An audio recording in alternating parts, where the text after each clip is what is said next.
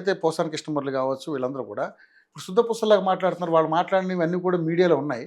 మేము ఏ తప్పు చేయలేదంటే మాట్లాడుతున్నారు. మరి ఏంటి సార్ ఇలాంటి నేచర్ సార్, కోర్టుకు తప్పు చేసి కూడా తప్పు చేసినా అని ఎవరు చెప్పరు కదా. అవును, ఏదేమైనా మాట్లాడారంటే వాళ్ళు సార్ ఇదంతా ప్రింట్ మీడియా అంటున్నావు, నేను అనని మాట రాసిందని అనేవాళ్ళు. బట్ ఇప్పుడు ఎలక్ట్రానిక్ అన్ని రికార్డ్ గా ఉన్నాయి. ఆడరాని భాష పవన్ కళ్యాణ్ గారిని, లోకేష్ గారిని, చంద్రబాబు గారిని ఏం అసలు చదువుకున్నవాడు ఒక కవి పోసాని మురళి గారు ఆ విధంగా మాట్లాడారండి. ఘోరం, చాలా ఘోరము. దానికి అనుభవిస్తున్నాం. బోర్లగడ్డ మాట్లాడినట్టు వేరే సంగతి. ఆయన మాట్లాడడం అనేది ఆయన కూడా గారు కానీ వంశీ గారు కానీ ఆ పార్టీలో పనిచేస్తున్నారు, చదువుకున్నారు, కల్చర్ ఉంది, ఫ్యామిలీ బ్యాక్గ్రౌండ్ ఉంది. తో అటువంటి భాష మాట్లాడేది అవుతుందో ఇలా అనుభవిస్తున్నారు. ఇప్పుడు వీళ్ళందరూ కూడా ఏదైతుందో రేపు చట్టంలో బంధింపబడతారు. ఏది ఏమైనా అక్కడ సాధ్యముగానే హామీలు ఇచ్చారు, ఆ ముఖ్యమంత్రి ఒప్పుకున్నాడు, ఇక్కడ ఈ ముఖ్యమంత్రి ఒప్పుకున్నాడు. ప్రజల్లో అసంతృప్తి అనేది డెఫినెట్ ఉంటుంది. రిజల్ట్ అనేది ఇప్పుడే మనం చెప్పలేము. ఇంకా 4 సంవత్సరాల టైం ఉంది. అక్కడ కూడా లోకల్ బాడీ ఇంకా మోర్ దాన్ 1 year ఉంది. అక్కడ కూడా లోకల్ బాడీ ఏదైతుందో జగన్ అంతా స్వీప్ చేయకుండా అక్కడ కూడా మోర్ దాన్ 80-90% లోకల్ బాడీ కూడా చంద్రబాబు గారి కూటమికి, అంటే తెలుగుదేశం కూటమికి విక్టరీ పక్క అక్కడ కూడా. దాంట్లో ఏమాత్రం అనలేదు. ఓకే, సో ఇంకా నెక్స్ట్ కూడా ఇంకా లోనికి పంపించే వాళ్ళు ఇంకా లిస్ట్ లో ఉన్నారంటారా? రెడ్ బుక్ చాలా మంది పార్టీకి కావచ్చు, జైలుకు పోయే వాళ్ళు ఉంటారు, కేసులు అవుతాయి, ఇంకా పెండింగ్ ఉన్న వాళ్ళు ఏదైతుందో అన్ని తయారైతున్నాయి, కంప్లైంట్స్ 1 by 1 వస్తున్నాయి. ఇక్కడ ఒకటి నాకు చాలా ఆశ్చర్యం అనిపిస్తుంది సార్. అనాల్సిన మాటలన్నీ అనేసి చండాలమంతా మాట్లాడి ఈ రోజు మా మీద కక్ష సాధింపు చర్యలు చేస్తున్నారంటే ఎవడన్నా నమ్ముతాడా సార్? అసలు చట్టము సెక్షన్ ప్రకారమే చేస్తున్నారు. ఎక్కడైతే బెయిల్ అవైలబిలిటీ ఉందో బెయిల్ దొరుకుతుంది, బెయిల్ దొరకని వాటికి బెయిల్ దొరకడం లేదు. ఏదైనా చట్ట ప్రకారమే, కాంప్లైంట్స్ ఇచ్చిన ప్రకారమే ఎఫ్ఐఆర్ వేసి కేసులు కడతా ఉన్నారు. దాంట్లో ఏమాత్రం లేదు. పోయి అక్రమంగా ఏదైతుందో గోడలు బలగొట్టి, దర్వాజాలు బలగొట్టి, హెల్త్ బాగా లేకుండా గుందుకు వస్తలేరు, బేడీలు వేస్తలేరు. సింపుల్ గా 3rd degree ఏదైతుందో అది చేయడం లేదు. బోరగడ్డ అనిల్కి మాత్రం 3rd degree వేశారు నాకు అని చెప్పాడు.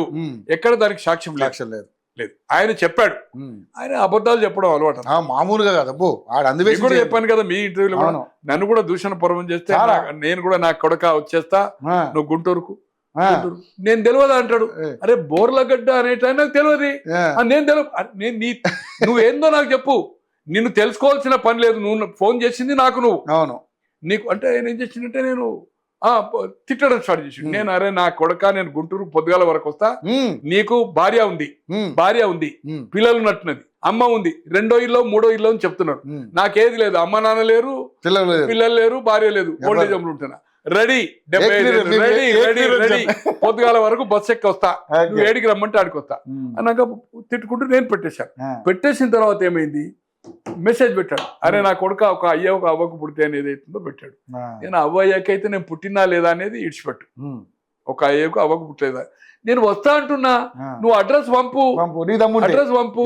అడ్రస్ పంపితే నేను ఏదైతుంది ఇంటి దగ్గరికి వస్తా, బస్సు దిగి ఏదైతుందో ఆటోలో సైకిల్ మోటార్ మీద ఊపర్ మీదనో గుంటూరులోనే ఇంటికి వస్తా, నువ్వేం చేస్తావు మన ఇద్దరం చూసుకున్నాం. చాలా మంది మాట్లాడారు మురిగేవారమే కానీ కరిచేవారు చెప్పడం జరిగింది.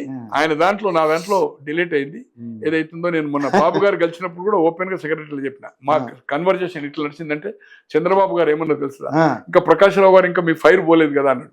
నేను ఇది చెప్పాను, 16 ఏళ్ళప్పుడు 12 బోర్ ఉండే మాకు, 12 బోర్ నేను షికారు చేసిన జింకల్ పందులను ఫైర్ చేసిన నేను భయపడటోని కాదు, చావు అంటే భయం లేదు, నాకు ఏజ్ కూడా అయిపోయింది, నాకు ఎవరు బాధల బంది లేదు, నువ్వు జాగ్రత్త బిడ్డ అని చెప్పి, అట్లే అతను చెప్పిన నిజాలు మనం నిజాలు కాదు.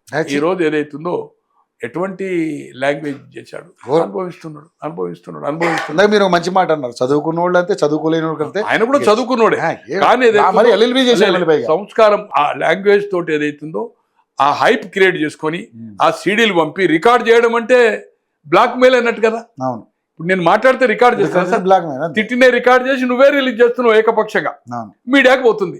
అంటే దాంతో నువ్వు రేట్ పెంచుకొని ఈ చర్చల మీద, ఈ వేరే వాళ్ళ ఈ మామూల మీద, ఈ ల్యాండ్ డిస్ట్రిబ్యూట్ మీద డబ్బులు సంపాదించే ఆలోచన కదా బాగా చేశాడు. ఇంకోటి దళిత కార్డు ఉపయోగించి కూడా చాలా, దళిత కార్డు ఏదో నేషనల్ అని బోర్డు పెట్టుకొని దానికి ఏదైతుందో నా వాళ్ళు అంతా సెక్రటరీలు నేషనల్ లెవెల్ ఇదేతుందో, ఏది ఏమైనా పైవాడు ఉన్నాడు.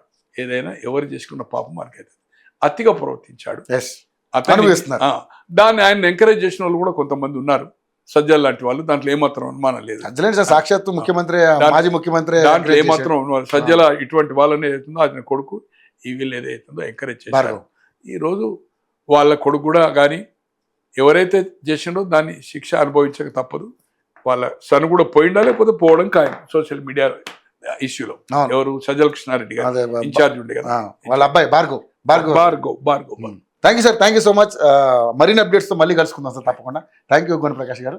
సో గోనె ప్రకాష్ గారు చెప్పినటువంటి అంశాలను ఒకసారి మనం గమనిద్దాం. ఎందుకంటే ఆయన రాజకీయంగా చాలా సీనియర్ నాయకుడు కాబట్టి ఆయన చెప్పిన ఆయన అభిప్రాయం ప్రకారం ఇప్పుడున్నటువంటి పరిస్థితుల ఒక రాజకీయ సమీకరణాల మీద మనం ఒకసారి దృష్టి పెడితే ఏం జరుగుతుంది అనేది ఫర్దర్గా మనం చూద్దాం. మరొక అంశం మీద మళ్ళీ కలుసుకుందాం. అంటే keep watching UI TV channel.